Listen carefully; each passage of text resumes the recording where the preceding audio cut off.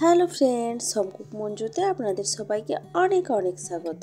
তো আজ আমার রেসিপিতে থাকছে শীষ পালং চচ্চড়ি।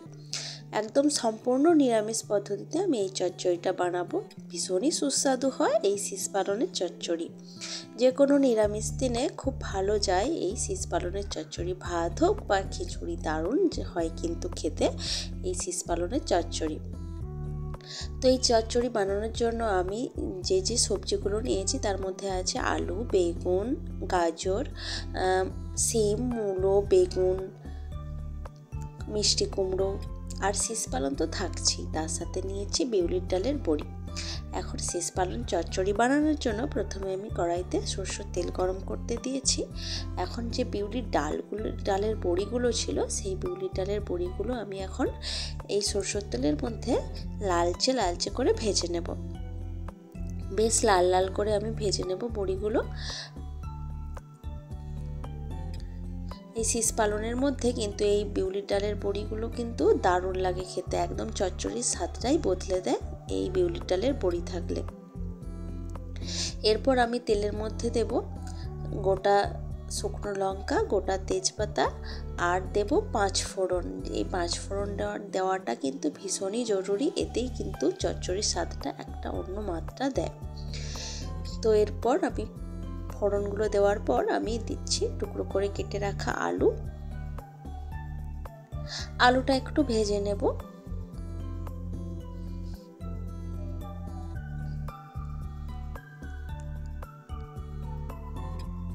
তো আলুটা একটু ভেজে নেওয়ার পর এখন আমি দেব গাজর।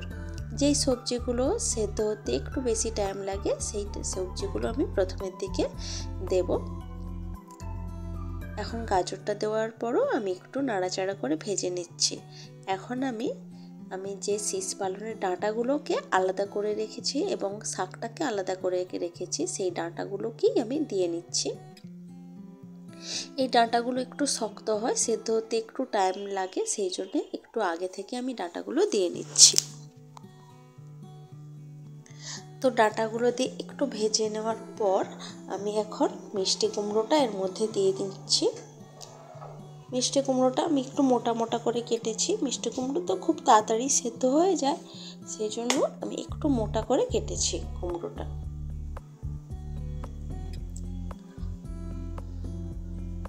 এখন আমি দিয়ে নিচ্ছি মূলো। এই চচ্চড়ির মধ্যে শীতের নানান ধরনের সবজি কিন্তু অ্যাড করা যায়, আপনারা আপনাদের পছন্দসই আরও সবজি অ্যাড করতে পারেন।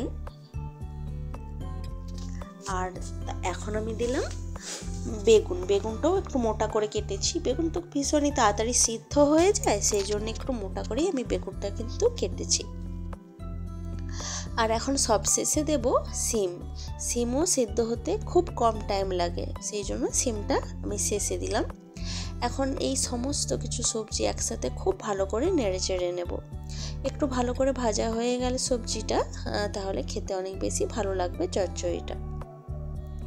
এখন আমি দিলাম 1 চামচ মতো আদা বাটা দিয়ে আমি সমস্ত সবজিগুলোর সাথে একটু কষিয়ে নিচ্ছি।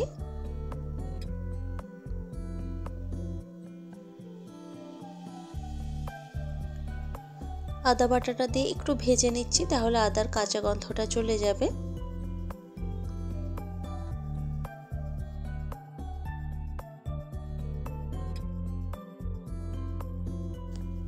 তো আদা বাটা দিয়ে একটু নাড়াচাড়া করার পর আমি এখন এতে 2টো চেরা কাঁচা লঙ্কা দিয়ে নিচ্ছি। চেরা কাঁচা লঙ্কার গন্ধটা খুব সুন্দর যায় এই চচ্চড়িটার মধ্যে।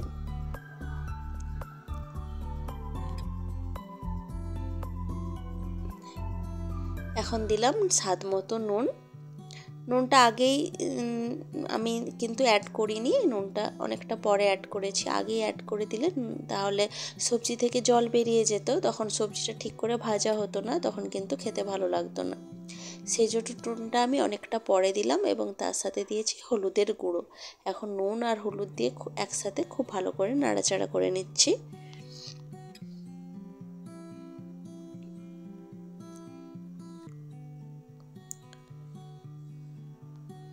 এখন দিচ্ছি আমি পরিমাণ মতো জল, সামান্য পরিমাণ জল দিচ্ছি সবজিগুলো সেদ্ধ হওয়ার জন্য। তো জল দিয়ে আবার একটু একসাথে সব কিছু নাড়াচাড়া করে নিচ্ছি। এখন আমি এটাকে ঢাকা দিয়ে রাখবো 5 থেকে 6 মিনিটের জন্য। 5 থেকে 6 মিনিটের জন্য ঢাকা দিয়ে রেখেছিলাম। তো 5 থেকে 6 মিনিট মতো পর দেখুন ঢাকা খুলে একটু নাড়াচাড়া করে নিচ্ছি, আর সবজিগুলো কিন্তু এতে করে অনেকটাই সেদ্ধ হয়ে গেছে। এখন আমি যে ভেজে রেখেছিলাম বিউলির ডালের বড়িগুলো, সেই বড়িগুলো দিয়ে নিচ্ছি, আর তার সাথে দিচ্ছি শাকটা।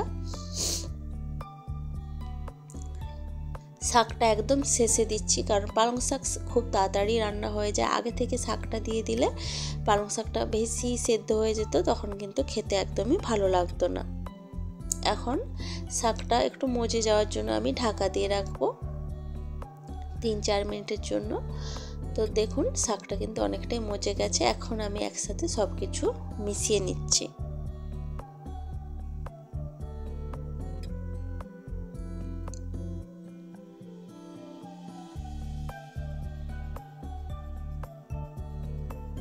সব কিছু একসাথে খুব ভালোভাবে মিশিয়ে নেওয়ার পর আমি আবার ঢাকা দিয়ে রেখে দিচ্ছি। আবার 3 থেকে 4 মিনিটের জন্য ঢাকা দিয়ে রাখছি, যাতে করে আমি যে বড়ি দিলাম, শাকগুলো দিলাম, যাতে খুব ভালো করে সব কিছু একসাথে খুব ভালো মতো করে সেদ্ধ হয়ে যায়।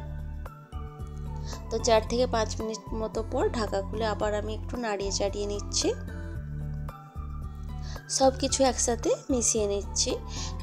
এটা শীষ পালন ঘন্ট বা চচ্চড়ি, তো চচ্চড়িটা যাতে একটু চচ্চড়ির মতো হয় বা ঘন্টের মতো হয়, তার জন্য একটু মিশিয়ে নিলাম।